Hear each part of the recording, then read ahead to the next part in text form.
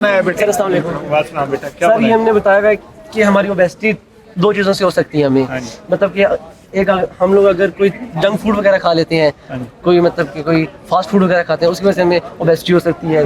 और एक हमें होती है बिहेवियर की वजह से, मतलब कि अगर हम लोग ज़्यादा एक्सरसाइज नहीं करते उसकी वजह से हमें हो सकती है ओबेसिटी।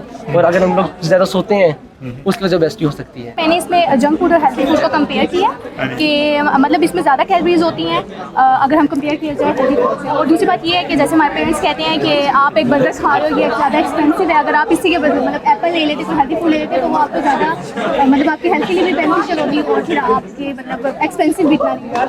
तो वो एक मतलब जब आप हेल्दी होते हैं तो फिर जब आप जंक फूड की ज़्यादा इंटेक करते हैं तो इसकी ये ओबेसिटी का कॉज है। जी बेटा क्या हुआ? अस्सलाम वालेकुम बेटा Sir, this is about obesity and we have written the reasons, the consequences and prevention.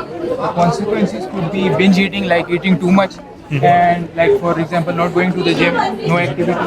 Stress also causes obesity and medicines, because some medicines cause that too. And genetic disorder is also the main cause of obesity. तो जो cold drinks हैं उसके क्या क्या side effects हैं? क्या है बेटा, एक तो बताओ तो सही। सर ये लिवर सिरोसिस काज कर देता है। जो साइड कोल्ड ड्रिंक्स हैं वो हमारे स्टमक में एसिडिटी काज कर देता है और ओबीस का बहुत बड़ा जरिया बनता है। जो मेडिकल लैब टेक्नोलॉजी माशाल्लाह। अच्छा बेटे आपने ये क्या, what is this one? Sir सबसे पहले हमने एक्सप्लेन किया है कि लाइक व्हाट इज ओबेसिटी, कैसे इम्बैलेंस हो जाता है कि जितना आप कंज्यूम करते हैं उतना आप काम नहीं करते।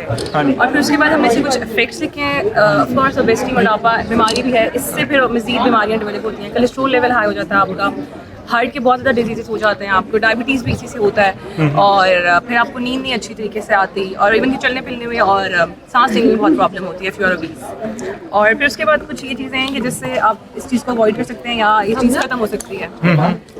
रनिंग, स्विमिंग भी, और फिर उसके बाद वेजिटेबल्स और फ्रूट्स का इंटेक, यानी अपनी डाइट आप बेहतर कर सकते हैं। ओबेसिटी डाइट ये नहीं कि आप खाना पीना छोड़ दें पतले होने के लिए, डाइट बेहतर कर लें, प्रोटीन का भी पोर्शन लें, वो कार्बोहाइड्रेट्स सबका लेके एक लिमिटेड पोर्शन लें। ओबेसिटी हो जाती है, इन्वायरमेंट का बहुत बड़ा रोल होता है। जेनेटिक्स होती हैं, कुछ मेडिकेशन इस तरह की होती है, कुछ लोग इस तरह की मेडिकेशन है जिनकी वजह से इमोशनल फैक्टर हो सकती है। हेल्थ उसके बाद इफेक्ट क्या होते हैं, हाइपरटेंशन हो सकती है, डिसलिपिडीमिया हो सकता है, टाइप 2 डायबिटीज़ हो सकती है, स्ट्रोक हो सकता है, गॉल ब्लैडर डिजीज़ हो सकती है और डेथ भी हो सकती है। और प्रिवेंशन में सर के हम किसी अच्छे डाइट प्लान पे अमल करके उससे बच सकते हैं और फिजिकल एक्टिविटीज़ करके हम अपना वेट कम कर सकते हैं।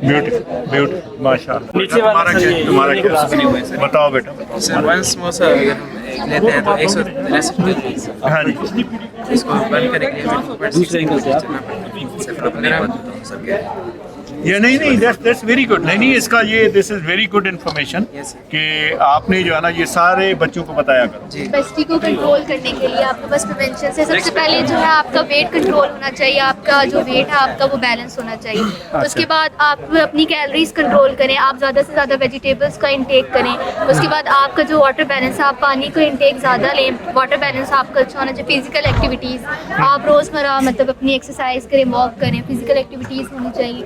आपका टाइम पे सोना, हेल्दी स्लीप ज़रूरी है सेहत के लिए और आपको ओबेसिटी को कंट्रोल करने के लिए। अब हमें हेल्दी डाइट प्लान जो है वो फॉलो करना चाहिए और ओपन एयर में हमें वॉक वगैरह करनी चाहिए, जैसा कि ऊपर भी स्पोर्ट्स वगैरह में इन्वॉल्व होना चाहिए, तो इससे हम इससे बच सकते हैं। और इसी तरह ये BMI कैलकुलेशन है जो कि हमें बताता है कि हम ओवर वेट है, अंडर वेट है या हमारा नॉर्मल वेट है, तो इसमें हम उसके वेट और उसकी हाइट के अकॉर्डिंगली उसका BMI कैलकुलेट करते हैं। ब्यूटीफुल, वेरी गुड माशाल्लाह। Wishing you all the best बेटे। देखिए मैं एक चीज़ जो है ना मुझे ये सारे के सारे रोज़ाना पॉजिटिव या नेगेटिव न्यूज़ आ रही होती हैं जो है ना, तो मैं कभी डिसअपॉइंट नहीं हूँ। वो इसलिए कि मैं जब आप लोगों को देखता हूँ जो है ना, मैं बूढ़ा आदमी हूँ, चल फिर इतना ज़्यादा मेरी वाक नहीं है, लेकिन आपको मैं जब देखता हूँ इतने आप सेहतमंद हैं सबके सब, तो मेरे ख्याल में दुनिया में कहीं भी इतने सेहतमंद बच्चे नहीं हैं जितने हमारे बेटे और बेटियां हैं। So I wish you very best of luck. बड़ा अच्छा किया आपने बेटा जो है। 75 सर इधर हाइट ही है थोड़ा पीछे जोड़ दे 51।